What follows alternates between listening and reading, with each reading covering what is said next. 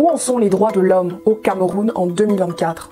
À l'occasion de la Journée internationale des droits de l'homme ce 10 décembre, nous avons mené une réflexion sur cette question. Éclairage avec Axmedia. Eh bien, la situation reste préoccupante, marquée par des défis, notamment liberté d'expression, droits civils et politiques et droits des personnes marginalisées. Ces enjeux continuent d'impacter le quotidien de nombreux Camerounais et je vais vous lister quelques exemples. Pour commencer, depuis 2016, la crise anglophone a évolué d'un mouvement de protestation pacifique à un conflit armé complexe.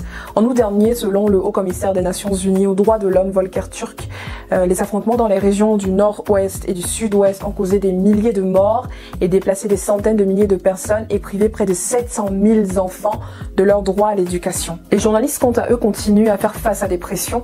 En septembre, Stéphane Zambongema a été brièvement détenu après avoir publié des articles critiques sur la gestion des fonds publics. Et toujours à Yaoundé, un arrêté controversé pris le 15 juillet dernier par le préfet du Mfundi a soulevé une vague d'indignation.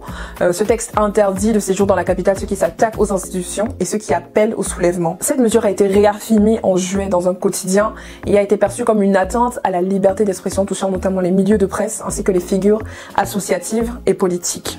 Du côté de l'extrême nord du Cameroun, les conflits armés et les catastrophes naturelles comme les inondations de septembre exacerbent les besoins humanitaires.